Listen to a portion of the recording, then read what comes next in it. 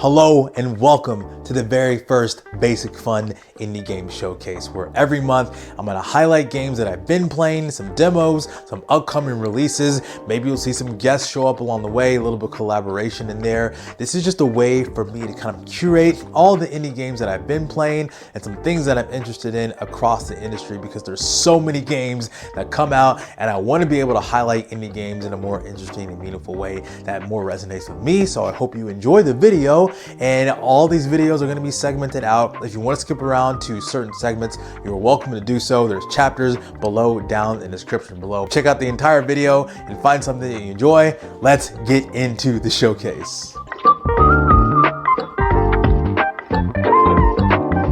So at the start of this showcase, I want to talk about the games that I've been playing over the month of January. So first game I've been playing for the entire month of January is a game called Voidbreaker. And if you've been following me from the beginning of this year, something that I wanted to do in 2026 is to play one roguelike every single month and just really focus and hone in on that roguelike. And so for 2026, for January, I chose Voidbreaker. And what Voidbreaker is essentially, it is an FPS roguelike where you are trapped in a simulation from a rogue AI and you are repeating experiments time and time and again, dying, repeating over and over to overcome these trials, all the while upgrading your gun with various modules and abilities and invokers to try to help you kind of literally beat the system and beat the game that is trying to hold you hostage and hold you prisoner. You have some little bit of lore dropped in there as well. But this game came out in August of last year in early access, and I gotta tell you, this game is really fun. I've been fiending to kind of play more FPSs this year, and this is a great start to the year. Playing this game so much, it's been a lot of fun. What's really cool about this game is that the combat kind of focuses on the destructible environments, where literally having to drop the buildings on enemies to stagger them via your grenades or your abilities that you get from projectiles or other mods that you get as you go throughout your run. And what it does is that staggers them and allows you to get health and also ammo therein. And then you go forth your runs, you get all of your modules, your invokers, your face bosses at the end, and then you go forth. And so yeah, at the time of this recording, I still have yet to complete a full run. I'm getting close. I know I put up a video about a run that I was really proud of. I was almost at the final boss, but I didn't make it, but I was so close. But this game is so much fun, and I'm so glad I chose to do just one roguelike for the entire month, because something happened as I've been playing this game almost every single day for the past month, is that I've really gotten better in increasing my ability and just learning more of the systems and learning more of what builds are possible. And even though I haven't fully completed a full run yet, I've gotten so much better at the game from when I originally started, really trying to get in that flow state. And you kind of see from the background of my gameplay that it just feels good to play this game. It's so much fun, and there's so much more to go in this game. And like I said, it's in early access. There's a major update coming out in February, and I'm not sure when this game is going to go 1.0, but it'll probably go 1.0 sometime this year, so I'll be looking forward to that. And I'll probably check in from time to time whenever this game gets updates, major updates, and when it finally goes 1.0. But Voidbreaker was a really fun roguelike to play for this entire month. Hope you played it. Let me know if you played it in the comments below. The next game I played, which just came out last week, is a game called Escape from Ever After, and I put a video on it last week talking about my experience so far, and I have almost completed the game, or I have completed the game when you're watching this video, because this game was amazing. And like I said, I backed this game 2 years ago on Kickstarter, just hoping for any kind of update on it, and I would get updates from time to time, including the entire name change, because this game actually started with the original name being Flint Buckler Wakes the Sleepy Castle, and then it changed to Escape from Ever After because of the nature of this game, because this is hilarious. This game is a lot of fun. I love the dynamics, and essentially you are storybook characters fighting an evil corporation from the real world. I love the funny mixes of the dialogue between the storybook characters mixed in with like the corporate ladder climbing, where you are essentially trying to get promotions by completing quests. You're interacting with other fairy tale creatures that are in cubicles during birthday parties. You're having to deal with HR, the IT department, all the things that you would find in a classic corporate environment in corporate America. And I love that. It reminded me a lot of the Shrek movies, and the music is great. The music has a heavy emphasis on jazz music, and so a lot of the flares in the combat and also in the environment and the exploration are awesome. So something I didn't touch on in that video is that you can do essentially perfect attacks, where if you do attack, say with Flint himself, where he throws a shield, if you press a button as soon as he catches a shield, he does the attack again for extra damage. damage, or someone like Tinder who uses her fire. If you hold the button at a certain time, it charges up and you get extra damage there. And you also have time blocks, something like a Super Mario RPG or even Sea of Stars. Not quite on the level of Expedition 33, but it's kind of close. It's kind of hinting at that a little bit. But if you time a button at the right time with the enemy attacks, it will reduce the damage or sometimes even negate damage entirely, depending on how much defense you have on your characters. But I love how the team attacks are. You only have 2 characters on the outset, but you can swap between them at any time. You can use synergy points to do things like team attacks or ultimate abilities. There's a bunch of different ability combinations and synergies you have between all the different characters. There's 5 characters in total. You have Flynn himself, you have Tinder the dragon, you have the big bad Wolfgang, you have Eva, the head of HR, and then you also have Patches, who's the security guard. And they all have their different effects and abilities of what they can do to the different enemies that you encounter, because there's a wide range of enemies, from shielded enemies to non-shielded enemies to flying enemies to cannons to other things that buff enemies as well. There's a lot of enemy variety in the worlds that you're going into these storybooks, and it's fantastic. I love everything that's been presented in Escape from Ever After. I'm very pleased at how this game came out. So glad that I was able to back it on Kickstarter early on to see the vision of how this worked out. So glad that this is doing well. Only about a week out from the release, and so I'm glad people are checking it out. Hope you're checking it out. Check out that video if you want to see more of my thoughts on the game so far in this early state. But yeah, this game cooks, and it's a lot of fun. I loved it. And the last game I really kind of focused on for the month of January was a game called Ambrosia Sky, and this is only the first act. This game came out in November of 2025, so it was kind of in my backlog for a little bit, but I heard some good things about this. I am not a power wash simulator kind of person. I'm not someone who is super into power washer simulators, but something about this game where you are kind of power washing, but I think the setting really sells this game. And so essentially what you are is you are Dahlia. You're essentially trying to clear out this space station or this colony with the different alien funguses there are, and also just learning the story of who Dahlia is and her relation to the people that they're in. And I think what really sells me is just the environment and the narration. So you hear a lot of narration from Dahlia herself. You read a lot of logs from the characters that you have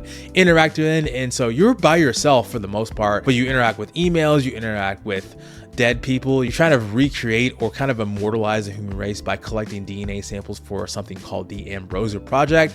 And so you see everybody's thoughts about Dahlia. You see kind of the history with some family members, some loved ones that she's interacted with in the past, but you just kind of hear her own thoughts. You don't really hear her story.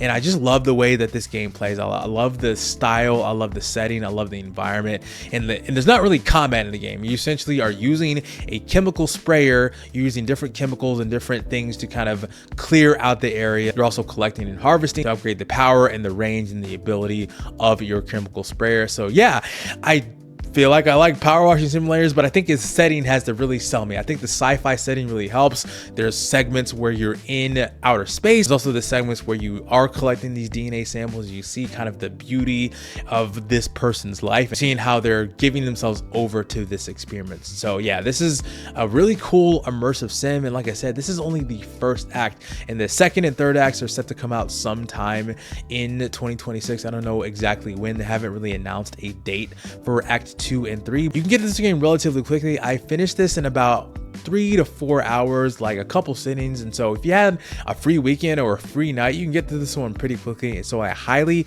recommend Ambrosia Sky, the first act. I don't know if the price is going to increase on this game as you get more acts. I mean, the price right now is $14.99, so I'd probably jump on it now or even wait for a sale, because I got this on sale during the Steam Winter Sale, and it's a fantastic purchase and I enjoyed it. I can't wait for Act 2 and Act 3, and I'll definitely talk about Act 2 and Act 3 whenever that comes out. And yeah, excited for this really interesting and cool vibe of Ambrosia Sky. Yeah, so check that out. There's also a demo available if you want to find that as well.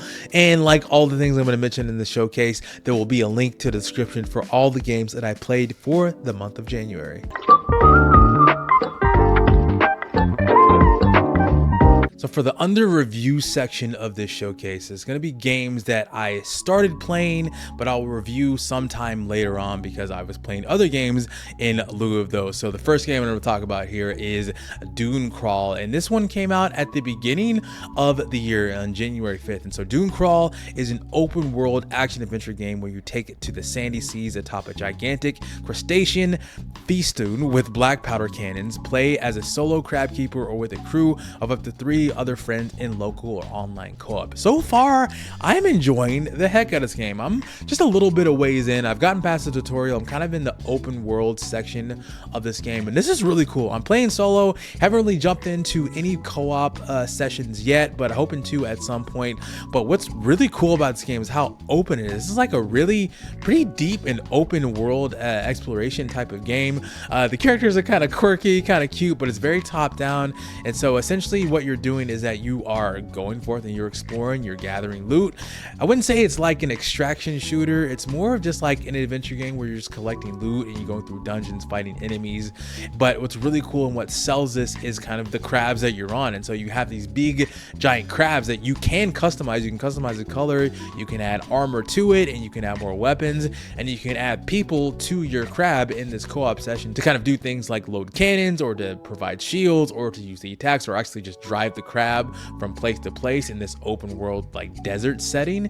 And so it's a really interesting, really cool. And as you go from your crab, you go from place to place, drop down, fight enemies, and you can also have little mini mounts that you have in each one of these sections that you're in. There's a lot of deep customization with your character so far, from the weapons to your armor to your trinkets. Like I said, I'm not too far into it, but I'm enjoying it so far, enjoying the heck out of it, hoping to play more within the month of February. So yeah, I will report back with my full thoughts on Dunecrawl, but so far this is looking really good, and I hope more people are playing it. It's looking pretty good on Steam. It's got about 367 reviews, sitting at mostly positive right now. So far it's a really good start to the year with this game Dunecrawl. And so yeah, hopefully I'll report more with how the co-op is specifically, but right now solo works great. But I really do feel like the co-op is needed for a game like this, because I think this kind of encourages more co-op play. But you can play solo if you want. You have the ability to do solo, but I'm gonna check out co-op at some point and report back when I have more time on Dunecrawl. Oh man, Mio Memories in Orbit is finally out. I remember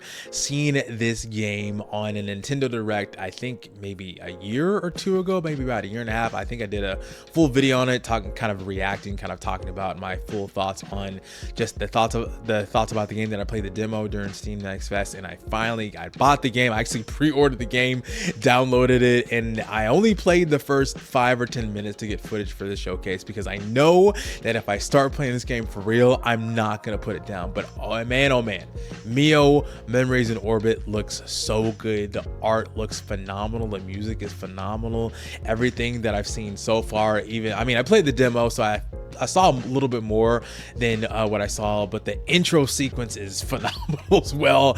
I can't wait to really sink my teeth into Mio Memories in Orbit. And so far, from what I heard from people that are playing it for real, is that this is a beautiful game. This is a banger game already, a very great looking Metroidvania. I don't know how good this is going to be compared to a game like Silksong. I don't know. We're living in a post Silksong world, which is crazy to say.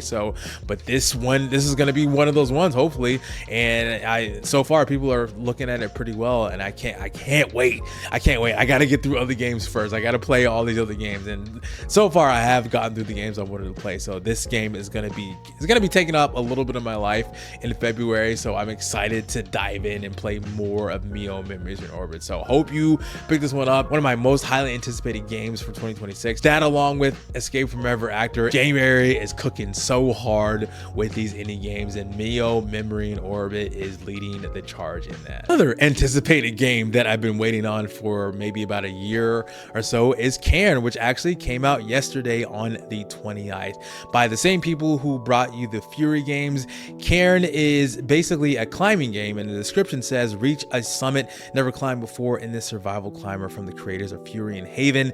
Climb anywhere and plan your route carefully, managing pittance and resources to survive unforgiving Mount Kami. Discover what Ava is willing to sacrifice to achieve the ascent of a lifetime. I played the demo a few times to kind of re-familiarize myself with this game, and I cannot wait to dive into the fullness of Cairn. It looks so good.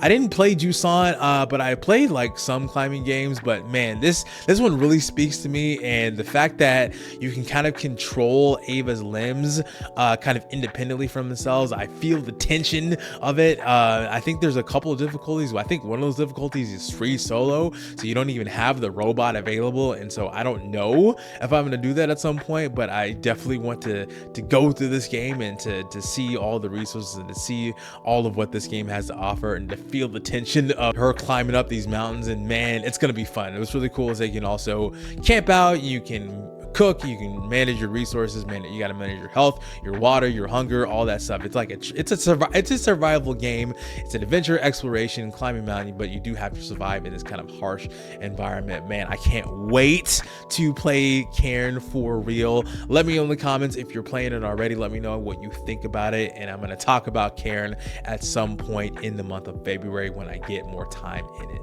And the last game I'm going to talk about in this kind of under review section is called Hungry Horrors. And Hungry Horrors is a card-based adventure inspired by British and Irish folklore. It blends deck building and cooking with narrative and permanent roguelike progression. Feed legendary monsters instead of killing them, satisfy their cravings, or become the next meal. I looked at this for a little bit. I played the demo. I was like, this is really interesting. And now playing the full game a little bit, which actually it came out in early access on January the 19th. I'm really intrigued by this game, and like it says, you're not actually fighting enemies, you are cooking for them. And so what you have is you have a series of cards that are recipe cards.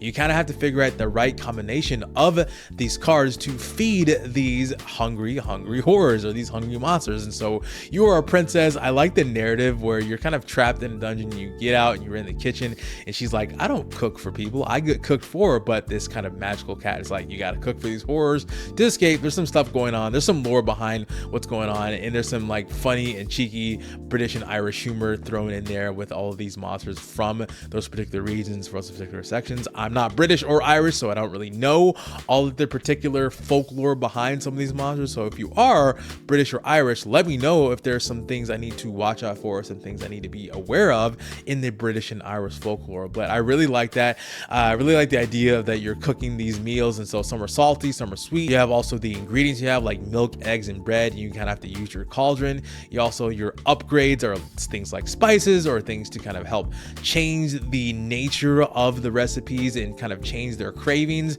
And each turn they get closer and closer, and if they get close enough to you, you will die and you'll have to restart over just like you would in a roguelike. But the strategy is kind of figure out the best flavor combinations. So you're just kind of feed these hungry horrors. You also have some multipliers based on the type of cards or type of recipes that you do. And so yeah, I'm excited to dive more into Hungry Horrors, and an announcement on that is that Hungry Horrors is going to be the roguelike I do for the month of February. So like I said, with Voidbreaker, I'm doing one roguelike per month for the entirety of 2026, and I have chosen Hungry Horrors to be the roguelike I'm going to play for the month of February. So we'll see a little bit more videos, a little bit more content based on Hungry Horrors as we get more into February. So excited to dive more into Hungry Horrors and to see the systems, to see like the hilarity of what Hungry Horrors has to offer, even in its early access state, and to see what kind of content that is to be had right here, and to see what the content is to come later on. So yeah, be excited for more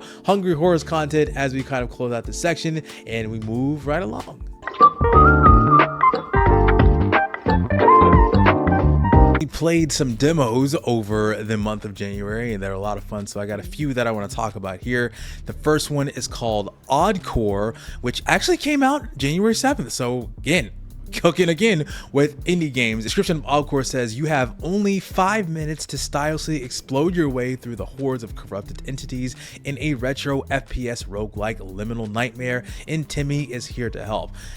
This game, if you are subject to a lot of flashing lights or epilepsy, this game is probably not for you because there's a lot happening. I wasn't really sure what was going on with this game, but they can just kind of drop you in. You have different weapons on your right hand, but on your left hand, you have this, I guess they call it the odd core, which essentially helps you add time or create portals to kind of upgrade or to use like different effects. And you're dropped into these various rooms where you either have to fight enemies or defend a point or collect objects. It's just a lot of craziness going on, and I didn't know what was happening, and it was insane. This demo was crazy, but I wanted more. I wanted more of what this game has to offer, and I will probably pick it up. I don't know when I'm gonna put this in the roguelike of the month. Maybe at some point later on in the year. Depends on what comes out, but I definitely want to keep this game in the backlog and to pick it up whenever I have the time. I do like this kind of liminal retro FPS style that they talked about in the description. So yeah, I enjoyed the heck out of it, but I'm gonna stop yapping so I can show you the trailer for this game.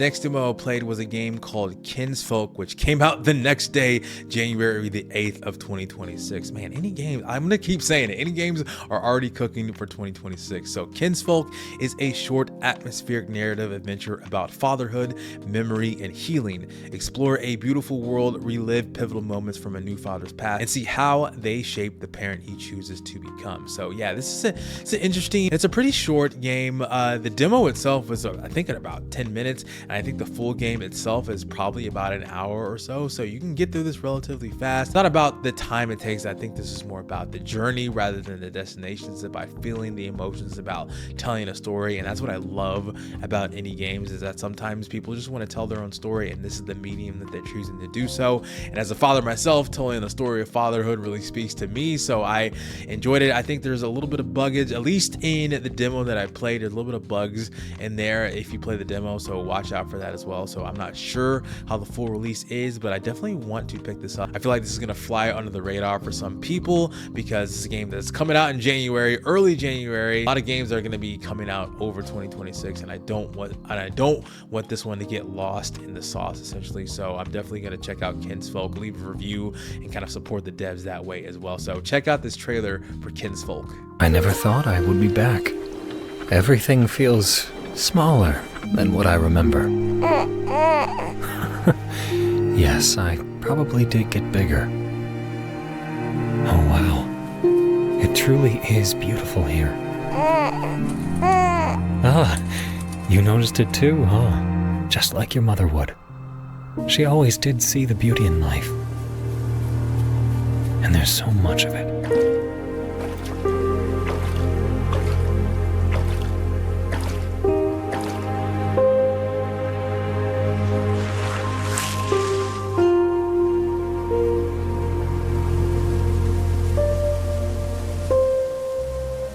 So I got an email about the demo for this game called Punch Lunch Food Truck Fighter. The description of this game says is the dish contains no allergens, but may include Streets of Rage-like action in classic GTA-style city with overcooked Dave the Diver-inspired cooking and time management minigames. Punch Lunch is a casual single-player adventure featuring a spicy mix of punchy street action and quirky food sim. I could not have said that better myself because it's literally what I was gonna say about this game, because this game is Cooking Mama, Streets of Rage. There's the beat 'em up action. You're beating up this town and you are actually trying to feed them in the end. So you are beating them up and you're gathering ingredients and then you're feeding the people that you have just beat up. So it's kind of a weird dichotomy there as well. But what really sold me is the music for this is amazing because they got Davey 504, one of the coolest and best bass players on YouTube or just in general. He does some amazing work in this game with the music, and I'm gonna show that to you right now with the trailer. Hunger and bad taste rule the Bury town. The boys are always hungry for fun, ready to snack on any peaceful passerby. But things are about to change soon, when you will skate, fight, shop,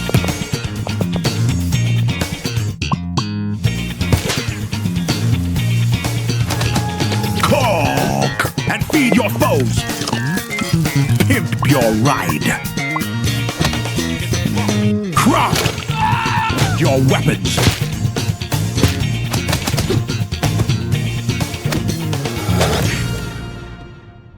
Slap that wishlist button now. And check the demo while it's hot. Yeah.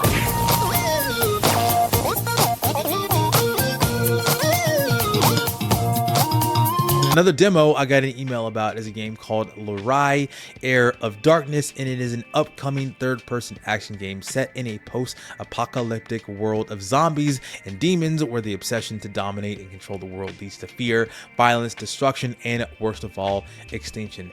Immediately upon looking at this game, and I'm going to show the cinematic trailer here in just a second, but this is a Devil May Cry inspired game. And initially from the person that you're playing with, I think his name is Brian or so, he has a giant sword, he has a double trigger. You're doing kind of stylus action combat within this game, within this demo, and there's a lot of lore drops. And so yeah, this is heavily inspired by games like Devil May Cry, because there's also the like heavy rock influences in the music when you're playing the game as well. So yeah, I can feel the Devil May Cry-ness in this game. But I will say that the demo has a little bit of bugs, and I do have some feedback for the devs as I was playing the game. First of all, there's no controller support at the time of this recording. When I played the demo, I was like, I really wish this had controller support, because this doesn't feel like a mouse and keyboard type of game. If you're trying to do a character action style game, I would really love for there to be some controller support. So if you're going to play the demo of this game, just be aware of that.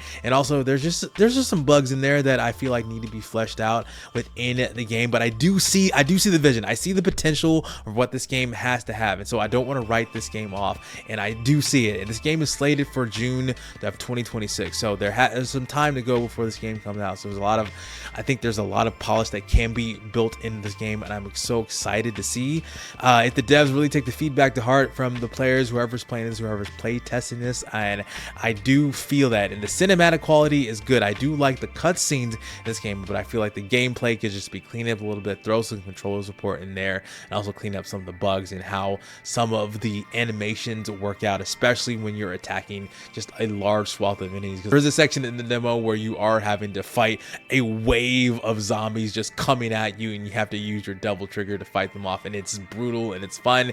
Again, I can see the Devil May Cry-ness in that, but I will show you the cinematic trailer that dropped just recently, so check that out.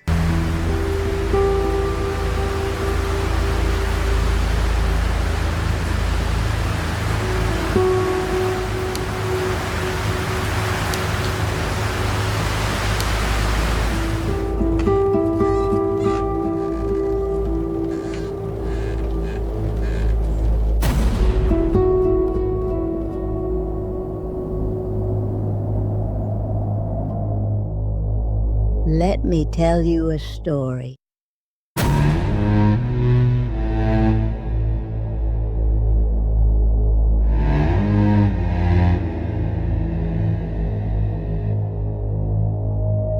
It's an old one.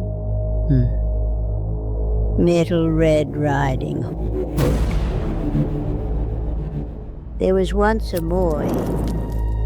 He was very quiet, wrapped in a red hood his mother made.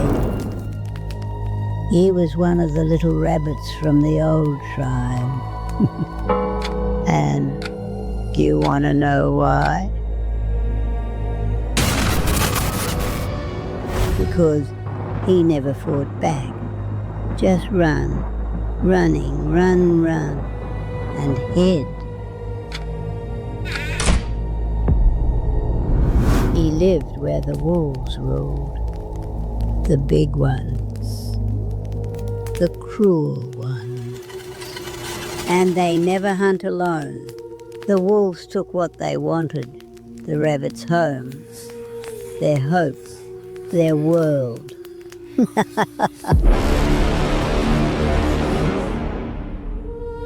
You see, the thing about rabbits, when you take everything from them, they stop running.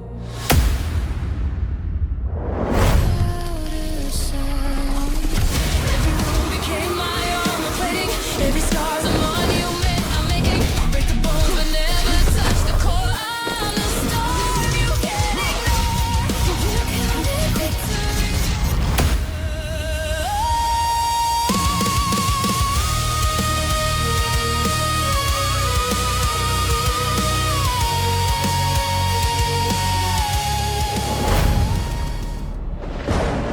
And when the wolves came again,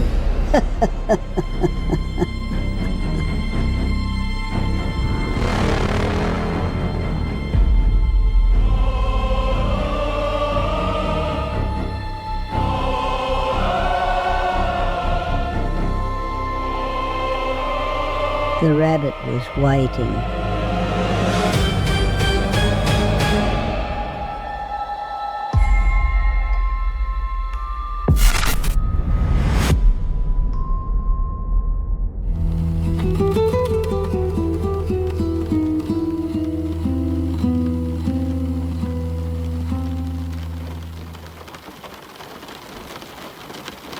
Last demo I want to talk about in this section is a game called Lovish. This is actually being published by the same people who made Kingdom of Night. So shout out to Dangan Entertainment. So Japanese-based company. And so Lovish is an outrageous 8-bit action adventure game. Quest with Sir Solomon through a series of bite-sized rooms as he attempts to free Princess Suna, the woman he loves, from the Devil Lord's clutches. So yeah, the chibi anime humor is there and I love it. What's really cool about what this game looks like is that it literally looks like you're playing something on a Game Boy. This would be a great handheld game on the level of something like a UFO 50. Again, the anime tropes, the anime style is there. I love the quirkiness of how this game presents itself, and this game actually comes out on February the 5th. So we're about a week away from the release date, so you can check out the demo now if you want to, or you can check out the trailer that I'm going to show to you right now.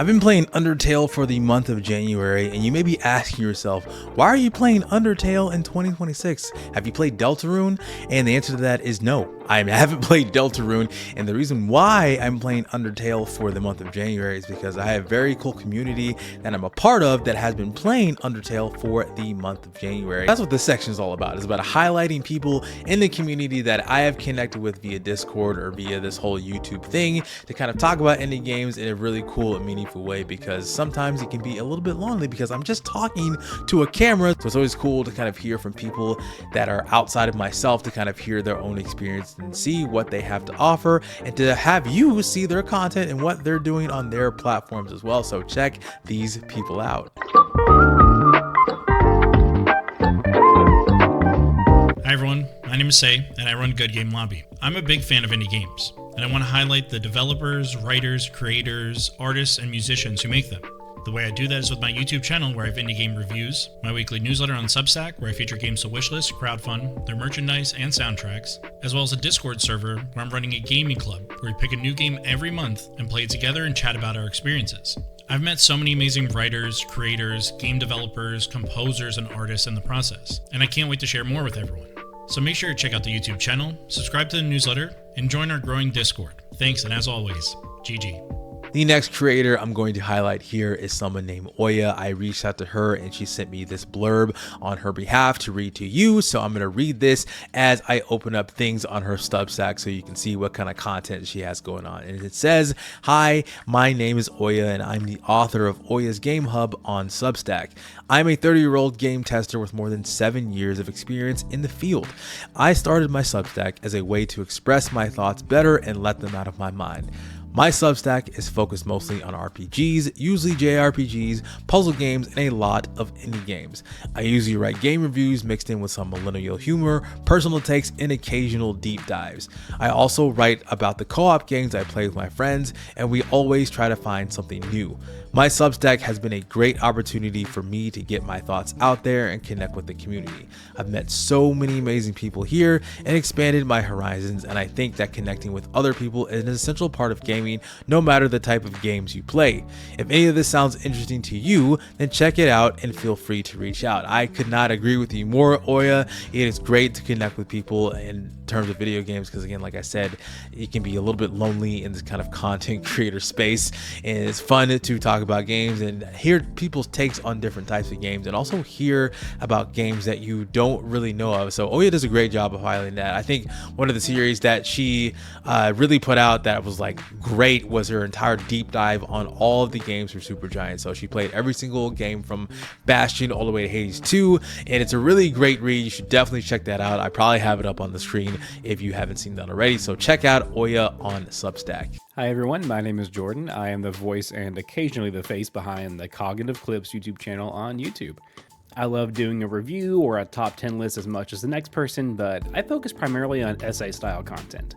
Some of my videos will be deep dives into different genres to explore what makes them tick, while others are exploring themes and characters in specific games. Most recently, I discussed how Metroid Prime 4 and Blueprints both use design language to help guide the player where they needed to go. Some past favorites include discussing Claire Obscure's exploration of grief in the game's prologue, how Sea of Stars crafted an ideal true ending, and an analysis of recency bias for gaming award shows. Huge thank you to Chike for giving me this opportunity. If any of that sounds interesting to you, you can find me anywhere at Cognitive Clips. I have a lot of day ones in this life, and in this whole YouTube creation space, Eric, aka Matt Black Studio, has been a day one from the time I started my channel. When I had, I think, 67 subscribers total, he was one of the devs that reached out to me, and I reached out to him for an interview, and he surprisingly said yes. And so it's been a cool relationship, and I've been able to kind of hype up his game Lucid, which is coming out at some point, I think probably this year. Backed it on Kickstarter, played the demo. I've made so many videos on Lucid so far, and my thoughts remain unchanged because this game is amazing. And it's very fitting that in this first showcase that I'm doing a developer spotlight, it seems right that I would put Eric in this spot to kind of highlight what he's doing in this game so far. But I'm gonna use the video that I did before, if you haven't seen it already, talk about my feelings on Lucid after I play the demo, so check that out.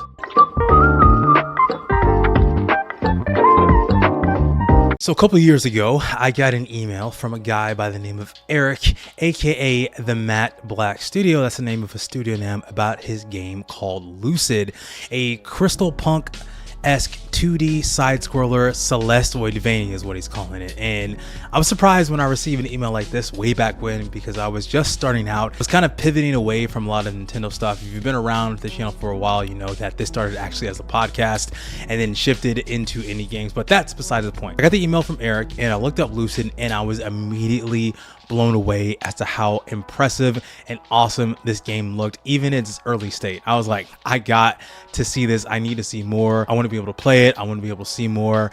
And so I did get in touch with Eric again, seeing if he wanted to do an interview, because it was an idea that I had for the channel initially, and he responded, surprisingly, yes. At the time, I only had about, I think, 64 subscribers at the time, so I was really surprised that he even responded and he said yes to me. And so I not only interviewed him once, I interviewed him twice after making a series of videos hyping up Lucid in every way I have seen fit. And so I have made it my mission, since I've talked to Eric, to be a loud spokesperson for this game called Lucid. And so today I'm furthering that mission by telling you how you need to play Lucid, because right now the public demo is available. If you back this on Kickstarter, there was an alpha demo that came out, I believe last year, and it was great and it was awesome. And this public demo is even better with a lot of changes in it. And I just want to say, Eric, you have been a great supporter to me in this channel, and so appreciate the love and support you've given me. And so it is only right that I extend that back to you by talking so much about Lucid and how awesome this game is. So as you can see behind me, Lucid is an incredible looking game. You can see the inspirations of what Lucid is about. It is a Metroidvania, even though it is a Celesteoidvania. Obviously you can kind of infer what that means. It is a mix of the Metroidvania elements with the elements of Celeste. If you know what Celeste is about, a lot of precision platforming, a lot of difficulty, and it is great. And I know everyone is playing Silksong right now, but I encourage you to, if you have a moment, to step away from Silksong and try try out the demo for Lucid because there are some fun things to be seen in here. First off, the vibes of this game are immaculate. 10 out of 10 vibes. Again, going back to when I saw this for the first time, I was immediately drawn in. It's a Crystal Punk-esque 2D pixel art with some 3D elements in it. It just has a really good feel to it. I love the mix of colors. Eric himself is a phenomenal artist. He has an architectural background. He knows about spaces and colors, and he's just really good at the artistry surrounding Lucid, and it shows so much in the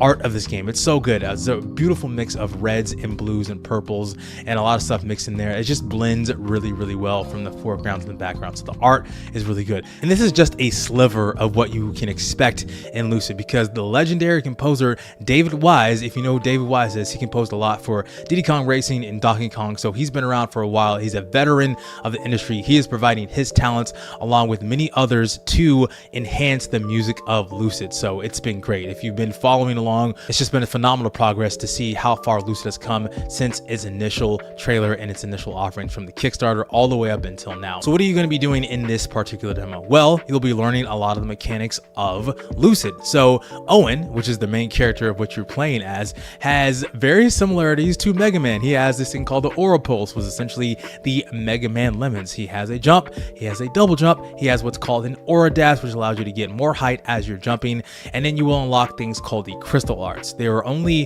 one or two, depending on how far you go in the demo. You have the Crystal Sword, but you also have the Crystal Spear. There will be axe that you will unlock later on in the game as it fully releases, but it's not available in this demo. But the Crystal Sword is what you will be most familiar with right now, and allows you to move a lot horizontally. So it's not just good for combat, but it's also good for traversal, because the Crystal Arts, as he always says in the trailers of this game, Crystal Arts enhance the combat and enhance the movement as well. So everything just feels good. The jump feels good, the combat feels good. What's great about the Crystal Arts, it allows you to kind of refresh your Aura Dashes and your jumps as you move forward, because there's a lot of vertical and horizontal movement as you're platforming off of enemies, or as you're hitting different beams and platforms. You're also unlocking totems to get from to and from place to place, going from A to B, unlocking secrets. There's just a lot to discover within this game. So you have the overworld, you have a hub area, you have a lot of branching paths to discover, and then part of your main quest, you are going into a dungeon, essentially completing your main quest to unlock another dungeon,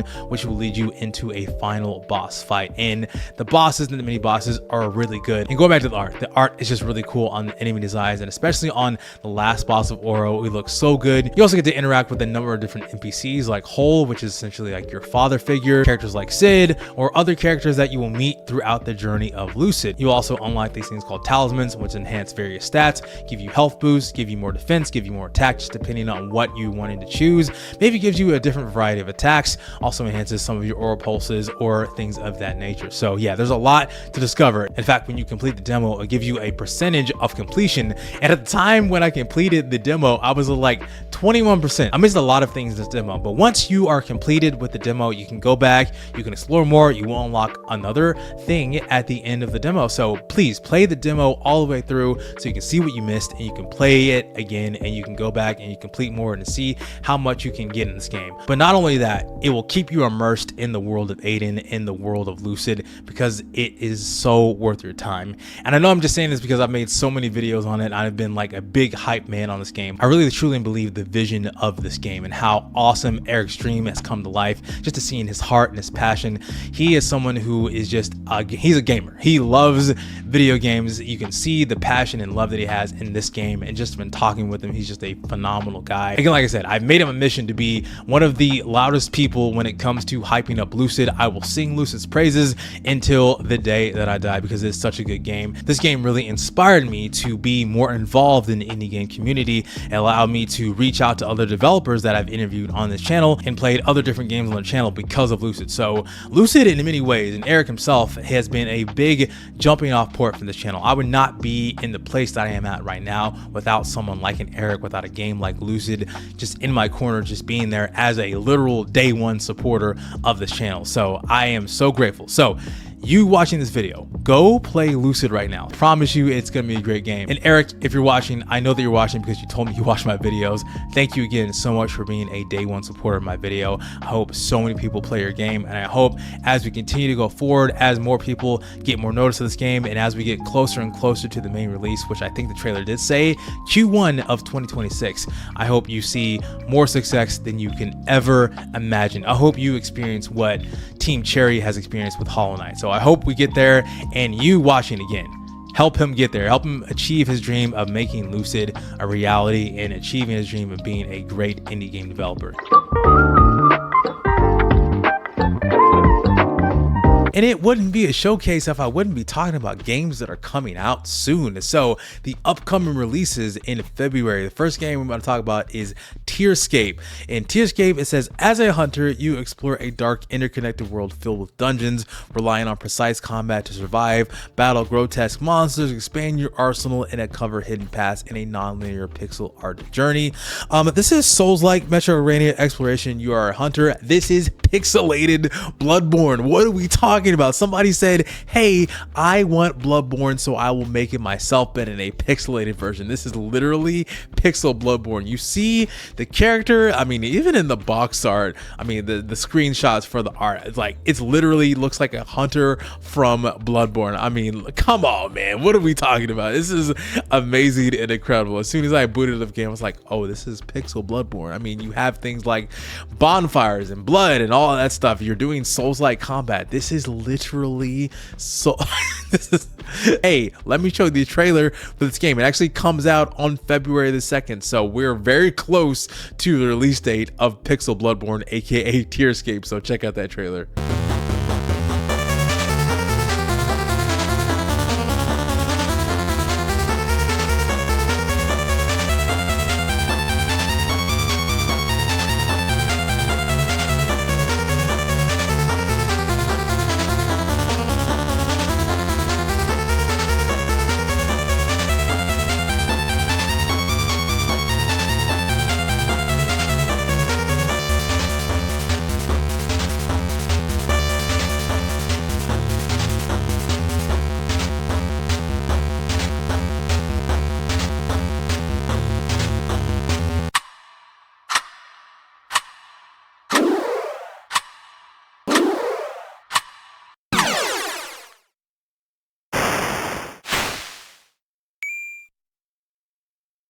Hermit and Pig finally comes out on February the 5th. That was actually supposed to come out this month, but they kind of pushed back the release date to kind of do some final touches on it. But if you don't know what Hermit and Pig is, Hermit and Pig is a story-rich turn-based RPG where you fend off wild assailants, forage mushrooms, survive societal anxiety, and stumble into a corporate conspiracy and your trusty pig. So this is going to be a hilarious, fun game because you're playing literally as an old man and a pig, collecting mushrooms, and you're using things like your combat book to kind of beat on nature, collecting mushrooms, and just have kind of a trip in this game. I've talked about this a few times on the channel. I'm so excited that the game is finally going to come out on February the 5th. So we are a week away from release date. I've played the demo already. I'm going to talk about it a little bit more as we go into February. Maybe talk about it probably sooner rather than later. Maybe talk about it on release day or a little bit after release day when I start playing it and kind of get my hands on it. But man, Hermit and Pig is coming out. If you don't know what Hermit and Pig is, if you haven't heard me talk about it, if you haven't heard anybody else talk about it, I'm going to show you the trailer so you can see for yourself what this game is all about.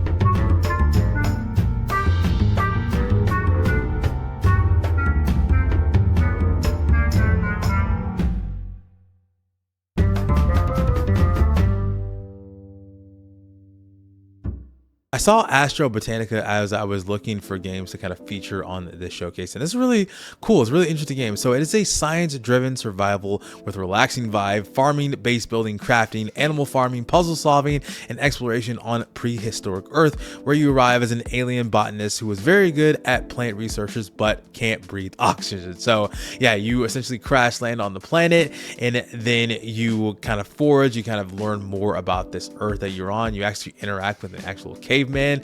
So yeah, this is interesting. This actually comes out on February the 16th. There's the demo available. This game is actually going to be in early access, so some content is going to come out later, so as they go forth. So yeah, check out Astro Botanica if you haven't already. The demo is available, but you can check out the trailer right now. Among millions of cold, dead worlds, I see it in my dreams. I'll find it someday.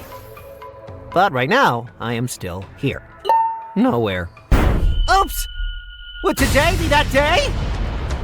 I was hoping for a softer landing, but at least I'm finally here. Do you see it? Every plant hides a secret. I'm going to unleash my botanic powers. Met the locals. Then had some welcome drinks together. Found mysterious ruins with old machinery. Sadly, no plasma TV. Or air conditioning. Considered a career as a property developer. Astro Botanica, where science meets adventure, and nothing goes to plan. Warning, may involve teleportation, genetic engineering, hugging cavemen. Cave women too.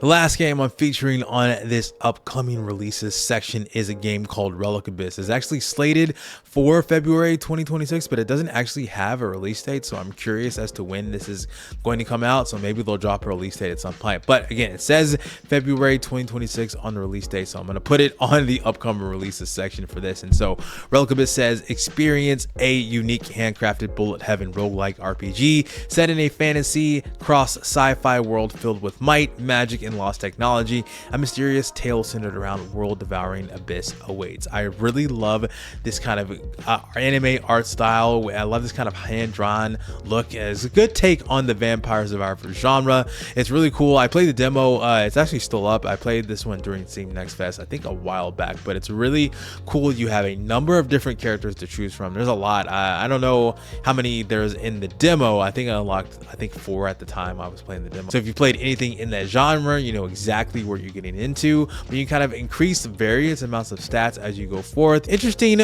looking game, so can't wait to see what happens when this game comes out. Definitely going to check out more of it when it comes out. It's going to be a fun take on the genre. Hopefully it works out for them. And so yeah, I know the marketing can be a little bit saturated with games like this, but I love it when games kind of, you know, do their own thing, even if it's the same type of gameplay style. I do like the art style. I do like the look of this game overall. But hey, if you want to see more of what this game has to offer, check out the trailer right now.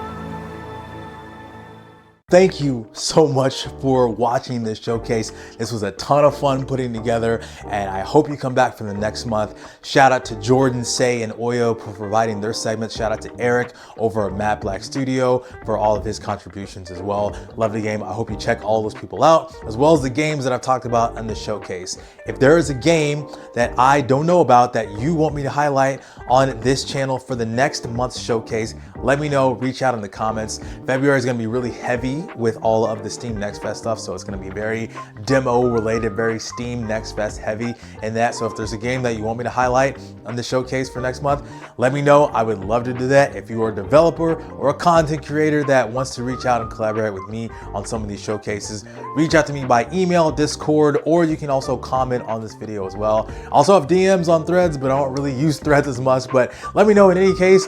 Thank you again so much for watching. I can't wait to keep doing this next month or for the entirety of the year for 2026. Again, thank you so much for watching. Hope you check out all the games that I highlight on this. And if you want to see any of the videos that I'm doing on the channel, feel free to check that out as well. But hey, if you don't see you next month, my name is Chike. I'll see you on the next one. Peace out.